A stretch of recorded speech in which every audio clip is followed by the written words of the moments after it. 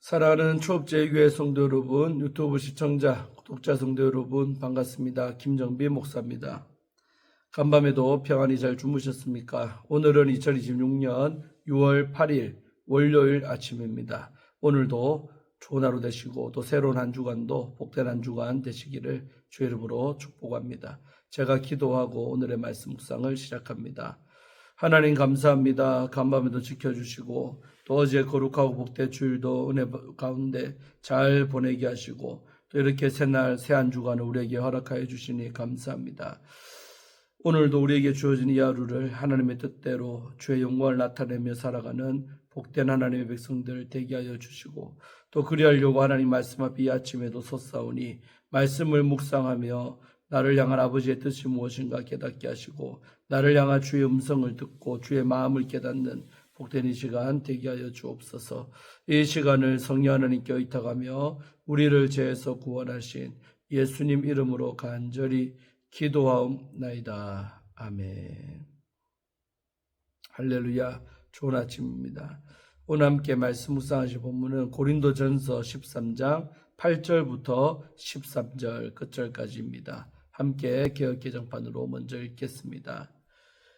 사랑은 언제까지나 떨어지지 아니하되 예언도 패하고 방언도 그치고 지식도 패하리라. 우리는 부분적으로 알고 부분적으로 예언하니 온전한 것이 올 때에는 부분적으로 하던 것이 패하리라. 내가 어렸을 때에는 말하는 것이 어린아이 같고 깨닫는 것이 어린아이와 같고 생각하는 것이 어린아이와 같다가 장성한 사람이 되어서는 어린아이의 일을 버렸노라. 우리가 지금은 거울로 보는 것 같이 희미하나 그때는 얼굴과 얼굴을 대하여 볼 것이요 지금은 내가 부분적으로 아나 그때에는 주께서 나를 아신 것 같이 내가 온전히 알리라. 그런즉 믿음, 소망, 사랑 이 세 가지는 항상 있을 것인데 그 중에 제일은 사랑이라. 아멘. 네, 오늘도 본문 말씀 먼저 주의할 때 은혜 받으시기를 바랍니다. 자, 오늘 8절 한 절 말씀은 사랑의 영원성에 관해 말하고 있습니다. 사랑장으로 잘 알려진 13장은 크게 두 부분으로 나눌 수가 있습니다. 전반부에서 사도는 사랑의 필요성과 그 실제적인 모습을 세밀하게 설명을 했습니다. 이 단락에서는 모든 은사를 뛰어넘는 사랑의 탁월성을 가르칩니다. 다른 여러 은사를 뛰어넘는 사랑의 탁월함은 그 영원성에서 발견됩니다. 사도는 앞절에서 기술한 모든 것을 참고 믿고 바라며 견디는 사랑의 모습을 다음과 같이 완성적으로 요약합니다. 사랑은 언제까지나 떨어지지 않는다. 이 떨어지다로 번역된 우리 ekpipto는 신약 성경에서 밑으로 떨어짐, 또 분리와 단절 혹은 또 중단을 의미할 때 이 단어가 사용이 되었습니다. 사도가 이 구절에서 사용한 이 에피토는 사랑의 시간적인 중단과 중지를 강하게 의미합니다. 사도는 부정적인 시간의 때를 의미하는 우데포테를 사용하여 사랑은 어떤 때도 중단되지 않음을 선언합니다. 사랑은 언제든지 또 어떤 경우에도 중지되지 않지만 예언과 방언과 지식과 같은 은사들은 모두 한시적이며 사라집니다. 사도는 사랑과 다른 예언과 방언과 지식의 한시성을 묘사하며 동사 카타르케오를 사용을 했습니다. 카타르게오는 폐기되어 효력이 정지된 상황을 묘사합니다. 사도는 버리다, 폐기하다라는 뜻의 이 동사를 로마서에서는 율법의 효력에서 벗어남을 묘사할 때 자주 이 단어를 사용을 했습니다. 고린도 교회에 풍성하게 임했던 예언과 방언의 은사는 그 역할을 다하면 폐기되는 한시적인 은사들입니다. 이 폐기는 개인과 공동체의 측면에서 함께 일어납니다. 하나님이 선물로 주신 은사는 개인적으로 또 공동체에 한시적으로 주어지며 그 역할을 다하면 폐기가 됩니다. 다음으로 우리 9절과 10절 두 절은 온전한 것과 부분적인 것이 나오죠. 예언과 방언과 지식의 은사가 폐기되는 이유는 그 은사들이 불완전하기 때문입니다. 사도는 고린도 교회 성도들에게 주어진 지식과 예언의 은사가 부분적이라고 지적을 합니다. 사도가 여기서 방언을 언급하지 않는 이유는 방언의 은사가 지식과 예언 속에 포함되어 있기 때문입니다. 사도가 말한 부분의 의미 속에서 앞장에서 사도가 말한 지체가 의도적으로 연결되어 의미적인 공명으로 사용되었습니다. 은사는 성도들 각자의 필요를 따라 부분적으로 주어집니다. 교회 지체가 그리스도와 한 몸을 이루며 바라보듯이 각자에게 주어진 부분적인 은사도 완성을 바라봅니다. 사도는 온전한 것이 올 때에는 부분적으로 하던 것이 패하리라고 선언합니다. 사도가 여기서 언급한 온전한 것은 시간적인 관점에서의 최종과 함께 상태적 관점에서의 완성도 함의합니다. 온전한 것 속에는 종말론적인 완성, 또 곧 하나님의 나라의 구속사적인 완성을 발견할 수가 있습니다. 사도는 여러 은사를 뛰어넘는 사랑의 탁월성을 논증합니다. 이로써 사랑의 온전함을 하나님 나라의 종말적 완성과 연결을 합니다. 다음으로 우리 11절 한 절은 어린아이와 장성한 자가 나옵니다. 사랑의 탁월성을 말하기 위해 부분적인 것과 온전한 것을 비교한 사도는 이제 어린아이와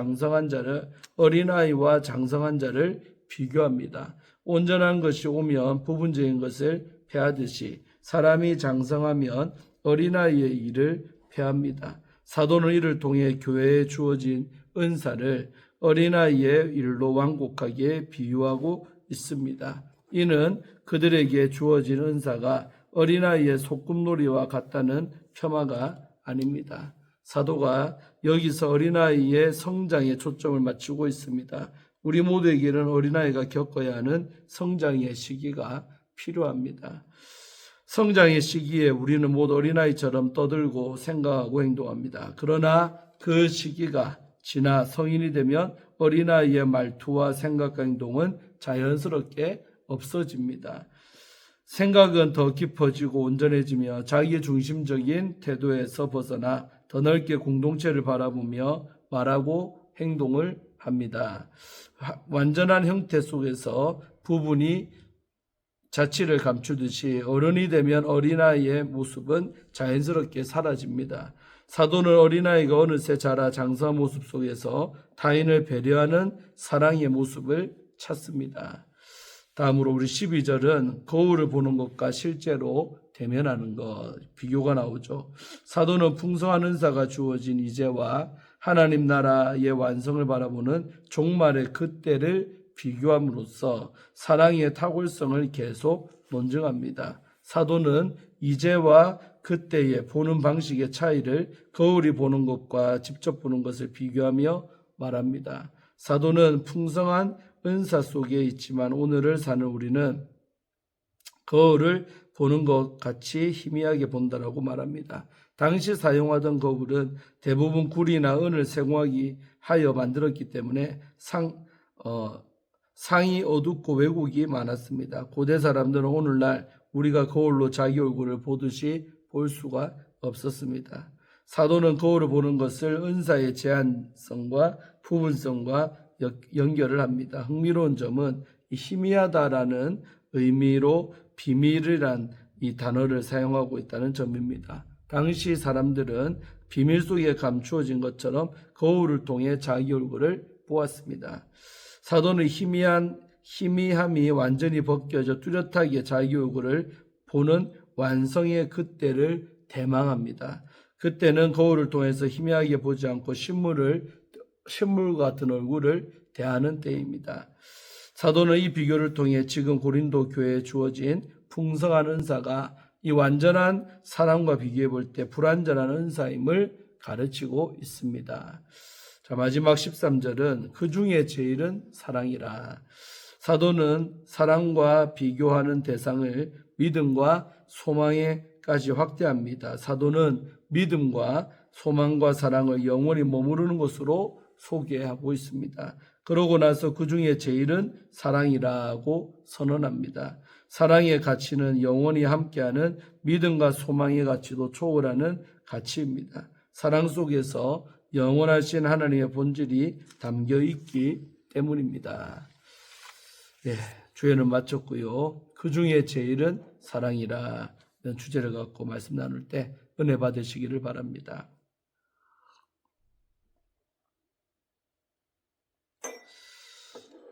세계 역사상 가장 넓은 영토를 정복했던 우리 알렉산더 대왕은 33살의 젊은 나이에 세상을 떠나면서 이런 유언을 남겼다고 합니다. 내 양옆에 구멍을 뚫어 내 손을 관 밖으로 내어 놓아라. 천하를 손에 쥐었던 나도 갈 때에는 빈손이라는 것을 보여주기 위함이다. 8절이 이 사실을 잘 말해줍니다. 예언도 패하고 방언도 그치고 지식도 패하리라. 우리가 대단하게 여기던 은사와 능력도 언젠가는 사라집니다. 그러나 바울은 절대 사라지지 않는 중요한 가치를 말합니다. 자, 8절에서 10절 중심으로 보면 영원히 끝나지 않는 중요한 가치. 우리는 눈에 보이는 능력에 쉽게 박수를 보냅니다. 고린도 교회 성도들도 방언을 하고 미래를 예언하는 신비로운 은사에 매료되어 있었습니다. 그러나 바울은 이러한 은사들이 결국 부분적인 것에 불과하다라고 말합니다. 온전한 것이 올 때에는 부분적으로 하던 것이 패하리라. 여기서 온전한 것이 올 때는 우리가 하나님 앞에서 완전히 드러나는 그날을 가리킵니다. 그날이 오면 지금 우리에게 필요했던 은사들은 더 이상 필요하지 않게 됩니다. 지금 우리의 신앙 여정에서 은사는 하나님이 주신 귀한 선물입니다. 그러나 그것은 목적이 아니라 신앙의 여정 속에서 우리를 돕는 도구입니다. 우리가 하나님의 임재 가운데 온전히 서는 날 이러한 도구들은 그 역할을 마치게 됩니다. 그러나 사랑은 다릅니다. 사랑은 도구가 아니라 하나님 나라의 본질이기 때문입니다. 11절 12절 두 절은 어린아이의 일을 버리고 성숙한 삶으로. 바울은 우리의 신앙 여정을 어린아이에서 어른으로 자라가는 과정에 비유합니다. 어린아이는 어린아이답게 말하고 생각하며 판단합니다. 그러나 어른이 되면 어린아이의 방식을 자연스럽게 버립니다. 바울은 또 거울 비유를 사용합니다. 당시 거울은 유리가 아니라 구리로 만들어졌습니다. 그래서 선명하지 않고 희미하게 형체만 비출 뿐이었습니다. 지금 우리의 신앙도 이와 비슷합니다. 우리는 하나님을 믿지만 모든 것을 다 이해하지는 못하지요. 힘겨운 고난 앞에서 하나님의 뜻을 다 알지 못해 답답할 때도 있습니다. 그러나 소망을 가지십시오. 주님이 다시 오시는 날 우리는 주님을 대면하여 볼 것입니다. 지금은 우리가 부분적으로 알지만 그날에는 하나님이 우리를 온전히 아시는 것처럼 우리도 하나님이 이루시는 일들을 온전히 깨달을 것입니다. 그날을 향해 걸어가는 신앙의 길에서 우리를 붙들어 주는 것이 바로 사랑입니다. 자, 13절 한 절은 믿음과 소망을 완성하는 사랑의 위대성이 나오고 있습니다. 본문은 위대한 선언으로 끝을 맺습니다. 그런즉 믿음, 소망, 사랑 이 세 가지는 항상 있을 것인데 그 중에 제일은 사랑이라. 왜 사랑이 제일일까요? 그 이유는 영원의 관점에서 볼 때 사랑만이 끝까지 남기 때문입니다. 우리가 천국에 가면 더 이상 믿음이 필요하지 않습니다. 우리가 믿던 주님을 직접 보기 때문이죠. 또한 더 이상 소망도 필요하지 않습니다. 우리가 바라던 것이 이미 이루어졌기 때문입니다. 그러나 사랑은 멈추지 않습니다. 하나님과 우리 사이에 영원한 관계를 특징 짓는 것이 바로 사랑이기 때문입니다. 요한일서 4장 8절은 이렇게 말합니다. 하나님은 사랑이심이라. 그러므로 우리가 지금 사랑한다는 것은 영원하신 하나님과 함께하는 것이며 하나님 나라의 삶을 이 땅에서 미리 살아보는 것과 같습니다. 사랑하는 우리 초업제교회 성도 여러분, 유튜브 성도님들, 우리가 이 땅에서 이룬 업적과 지식, 직분은 언젠가 사라집니다. 그러나 우리가 베푼 사랑은 사라지지 않습니다. 그 중에 제일은 사랑이라. 이 말씀을 마음에 새기고 허무한 것에 인생을 걸지 말고 영원히 남을 사랑해 우리의 삶을 드리며 하나님을 사랑하고 이웃을 사랑하는 우리 성도님들 되시기를 주의 이름으로 축복합니다. 아멘. 마지막으로 우리 김관선 우리 전에 산정인교회, 서울 산정인교회 목사님이죠. 숨 고르기라는 책의 일부분을 읽어드리고 마칩니다.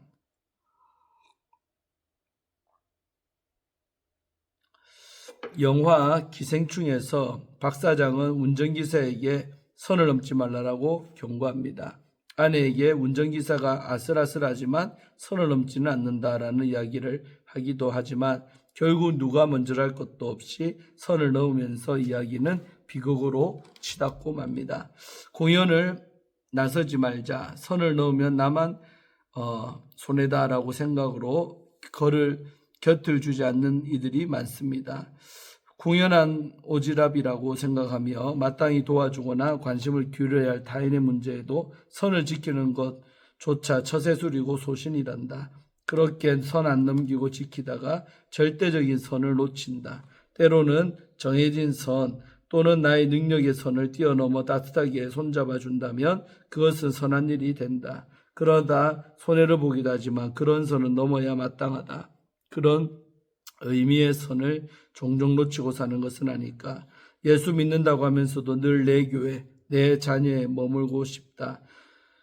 내 마음에 이미 정해진 선이 있는 모양이다. 손이 분기점이라는 선을 그어놓고 있는지도 모른다. 그래서 주님이라면 관심을 기울이셨을 선한 일에서 멀어진다. 지켜야 할 것은 선이 아니다. 바로 선이다.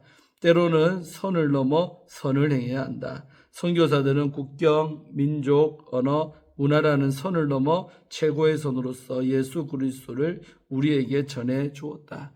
이방인이라고 선을 쳐 놓은 이스라엘에게 주님이 그 선을 넘도록 하셨기 때문이다. 율법에 선을 넘어 진정한 선을 원하시는 주님, 선을 넘어서라도 선을 이루는 것이 그리스도인이 아닐까. 지켜야 할 선과 넘어야 할 선이 있다. 그것을 분별하면 선으로 간다. 좀 말이 어렵습니까? 우리가 마지막 글이 아주 참 인사이트가 있는 글이었습니다. 한마디로 우리는 선을 지킨다면서 절대적인 주님이 원하는 것을 놓칠 때가 있다는 겁니다. 제가 또 대표적으로 오지랖 넓은 사람 아니겠습니까? 내 할 일도 아닌데 사실 안 해도 되는데 굳이 거기까지를 해주는 거죠. 그러나 그 당시에는 선 넘은 행동처럼 보이지만 나중에 보면 주님이 칭찬할 만한 선을 행한 것이 되는 거죠. 이해됩니까?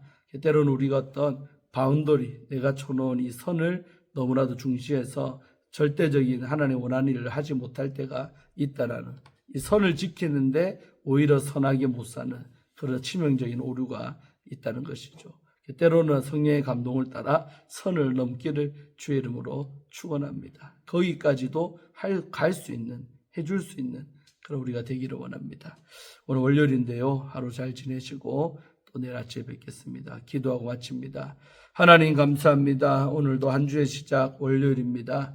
이 아침에도 귀한 말씀 묵상하며 은혜 받게 하심에 감사합니다. 오늘도 우리에게 주어진 이 하루 주의 뜻대로 살게 하여 주시고 하나님의 영광을 드러내는 하루가 되게 하시고 오늘도 우리가 사랑을 추구하며 사랑이 절대가치요 절대선인 것을 기억하며 살아가게 도와주옵소서. 감사드리고 예수님의 이름으로 축복하며 기도합니다. 아멘. 할렐루야. 오늘도 좋은 하루 되시고 내일 아침에 큐티로 뵙겠습니다. 샬롬.